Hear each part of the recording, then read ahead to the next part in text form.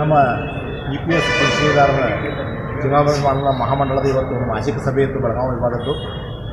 ಈ ಸಭೆಯನ್ನು ಕರೆದ ಮುಖ್ಯ ಉದ್ದೇಶ ಏನಂದ್ರೆ ಭಾಳಷ್ಟು ಜನರಿಗೆ ಪೆನ್ಷನ್ ಅದ್ರ ಬಗ್ಗೆ ಮಾಹಿತಿಯನ್ನು ಕೊಡುವಂಥ ಅಥವಾ ಅದು ಏನೇನಾಗಿದೆ ಆ ಡೆವಲಪ್ಮೆಂಟ್ಸ್ಗಳು ಏನಾಗಿದೆ ಅನ್ನೋದ್ರ ಬಗ್ಗೆ ಇವತ್ತು ಮಾಹಿತಿ ಕೊಡೋದಕ್ಕೆ ಕರೆದಿದ್ವಿ.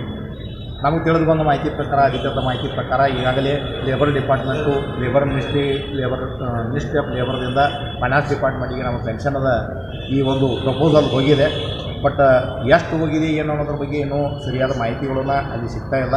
ಬಟ್ ಒಟ್ಟಿನಲ್ಲಿ ಈ ವರ್ಷದಲ್ಲಿ ಪೆನ್ಷನ್ ಆಗುವತಕ್ಕಂಥ ಎಲ್ಲ ಸಾಧ್ಯತೆಗಳು ಇದೆ. ಅದಕ್ಕೆ ಈ ಕುರಿತು ನಾವು ಈಗಾಗಲೇ ಸಾಕಷ್ಟು ಇದನ್ನು ಮಾಡ್ತಾಯಿದ್ದೀವಿ, ಪ್ರಯತ್ನಗಳನ್ನು ಮಾಡ್ತಾಯಿದ್ದೀವಿ. ಜೊತೆಗೆ ನಾವು ಮನವಿ ಕೂಡ ಮಾಡ್ಕೊಂಡಿದ್ದೀವಿ, ಭಗತ್ ಸಿಂಗ್ ಕೋಶ್ಯಾರಿ ವರದಿಯನ್ನು ಜಾರಿ ಮಾಡಿ ಅಂತ ಹೇಳ್ಬಿಟ್ಟು. ಒಂದು ವೇಳೆ ಭಗತ್ ಸಿಂಗ್ ಕೋಶ್ಯಾರಿ ವರದಿಯನ್ನು ಜಾರಿ ಮಾಡದೇ ಇದ್ದರೆ ನಾವು ದೊಡ್ಡ ಮಟ್ಟದ ಹೋರಾಟವನ್ನು ಆರಂಭ ಮಾಡಬೇಕಾಗತ್ತೆ.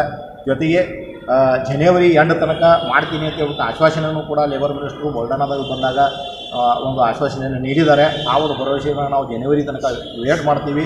ಜನವರಿ ಮುಗಿದ ತಕ್ಷಣ ಆಗಲಿಲ್ಲ ಅಂತಂದರೆ ಫೆಬ್ರವರಿ ಮೊದಲನೇ ವಾರದಲ್ಲಿ ಒಂದು ದೊಡ್ಡ ಪ್ರಮಾಣದ ಹೋರಾಟವನ್ನು ನಾವು ಆರಂಭ ಮಾಡ್ತಾ ಇದ್ದೀವಿ. ಅದಕ್ಕೆ ಅವಕಾಶ ಕೊಡದೆ ಸರ್ಕಾರ, ಮಾನ್ಯ ಪ್ರಧಾನಮಂತ್ರಿಯವರಾಗಲಿ ಮತ್ತು ನಮ್ಮ ಕೇಂದ್ರ ಸರ್ಕಾರವಾಗಲಿ ಇದರ ಬಗ್ಗೆ ಗಮನ ಹರಿಸಿ ನಮ್ಮ ಮನವಿಯನ್ನು ಪುರಸ್ಕರಿಸಿ ಭಗತ್ ಸಿಂಗ್ ಕೋಶ್ಯಾರಿ ವರದಿಯನ್ನು ಜಾರಿ ಮಾಡಬೇಕು ಅಂತ ಈ ಮೂಲಕ ನಾನು ಕೇಳ್ಕೊತಾ ಇದ್ದೀನಿ.